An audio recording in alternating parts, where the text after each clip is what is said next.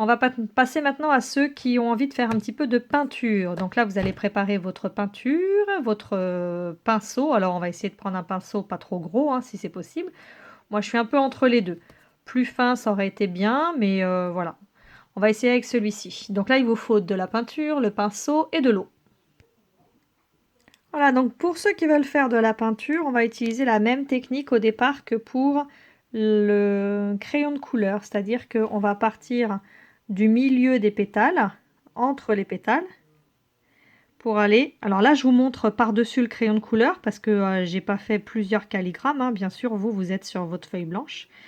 Voilà, et vous allez pouvoir repasser comme ça par-dessus les écritures, parce que normalement la peinture... Alors essayez de la faire plutôt claire, votre peinture, hein, qu'on puisse voir les écritures. Voilà, vous faites le tour comme ça, entre chaque pétale, avec votre peinture verte ou d'une autre couleur, hein, j'insiste, ça peut tout à fait être une autre couleur. Voilà, et vous passez tout autour, comme ça. Voilà, donc au milieu.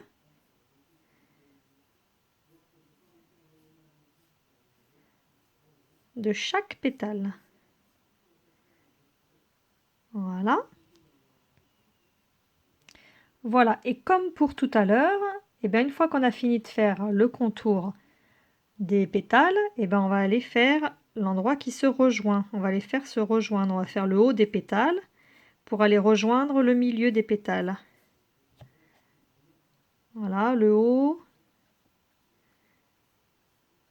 Voilà, toujours en mettant le pinceau dans le même sens, en faisant des traits comme ça. Vous voyez un petit peu comment je fais, des traits comme ça, pour ne pas baver sur les pétales.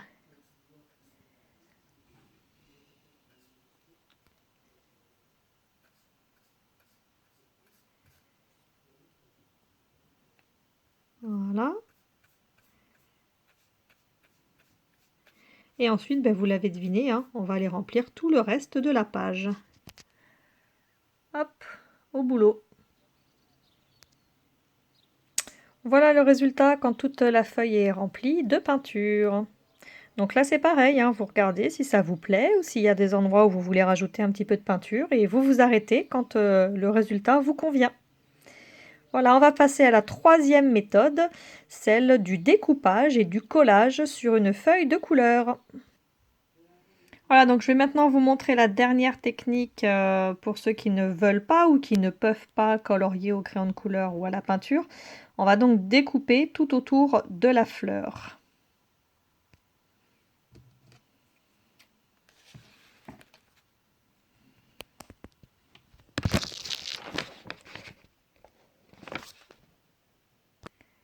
Donc dans un premier temps, le plus facile, ça va être de découper tout autour, voilà, sans s'occuper des pétales, faire un grand rond autour de la fleur, ça je pense que c'est pas trop difficile. Après ça devient plus délicat, il va falloir rentrer les ciseaux à l'intérieur des pétales, enfin entre les pétales. Donc là il va falloir être un petit peu plus patient. Si vous avez des difficultés, vous pouvez demander de l'aide à un adulte, parce que là c'est une technique un petit peu spéciale. Donc là on va rentrer avec ces ciseaux à l'intérieur sans couper les écritures et aller le plus près possible du cœur de la fleur. Voilà, donc vous voyez, là je vous montre le premier que j'ai fait. Hop, voilà. Je me suis rapprochée le plus possible des écritures, mais je ne coupe pas les écritures. Ok, vous faites ça sur tous les pétales.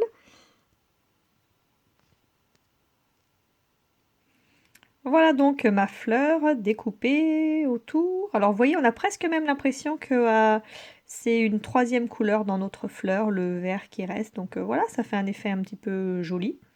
Donc cette fleur, on va la coller au milieu de notre feuille.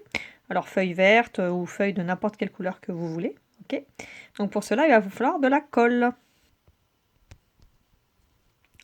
Voilà, ce que je vous propose, c'est de ne pas forcément coller toute la fleur. Il y a deux possibilités. Soit vous mettez de la colle partout sur tous les pétales et vous collez votre fleur. Soit vous faites comme moi j'ai choisi de faire, vous ne mettez de la colle que sur le cœur, sur l'intérieur, le rond qui est à l'intérieur de la fleur. Comme ça, les pétales, en n'étant pas collés, ils vont donner l'impression d'être libres de voler avec le vent. Voilà, à vous de choisir ce que vous préférez. Voilà, donc je viens de mettre de la colle au milieu, j'appuie bien sur le milieu de ma fleur.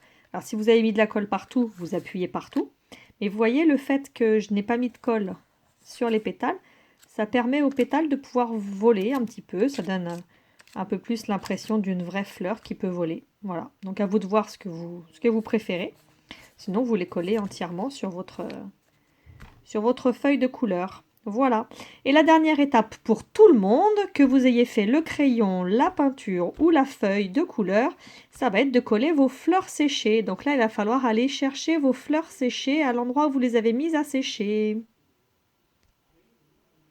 Voilà, donc vous avez récupéré les fleurs séchées que vous aviez mises dans votre papier.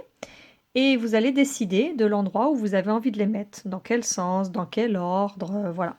À vous de décider, là c'est vous, en fonction de vos goûts, vous choisissez comment vous voulez les mettre. Et après, vous allez utiliser de la colle. Alors si vous avez la colle de l'école liquide, je pense que ça marchera mieux que de la colle en tube. Moi je ne peux pas essayer puisque je n'ai pas de colle liquide à la maison, comme vous. Mais je pense que vous aurez peut-être plus de chances de réussir le collage avec la colle liquide de l'école. Donc si c'est le cas, eh bien vous allez faire de toute façon la même technique que moi avec la colle en bâton. C'est-à-dire que vous allez d'abord mettre de la colle sur votre feuille, à l'endroit où vous voulez coller votre fleur. Et ensuite, par-dessus, vous venez coller la fleur. Voilà, donc vous faites pareil, hein, si vous avez la colle en tube. Voilà, vous venez installer votre fleur sur... Alors moi j'ai voulu changer de sens, j'aurais pas dû. Hop, je la remets dans ce sens-là. Voilà, on vient appuyer. Voilà, sur la colle. Vous allez laisser sécher. S'il y a des endroits qui se décollent, hop, vous remettez un petit peu de colle. Voilà, vous laissez bien sécher et puis vous faites pareil pour toutes les autres fleurs. Voilà, donc vous décalez votre fleur. Vous mettez de la colle à l'endroit où vous voulez la coller. Hop. Et vous remettez la fleur par-dessus. Hop. Vous appuyez. Bon, finalement, ça marche bien aussi avec la colle en bâton. Donc, à vous de voir ce que vous préférez. Par contre, il faut bien laisser sécher, puisque vous voyez, pour l'instant, c'est pas sec. Voilà, allez au travail. Alors, une petite astuce que je peux vous donner, c'est de bien coller les tiges des fleurs, mais pas forcément de mettre de colle en dessous les pétales, parce que vous allez voir que les pétales sont fragiles.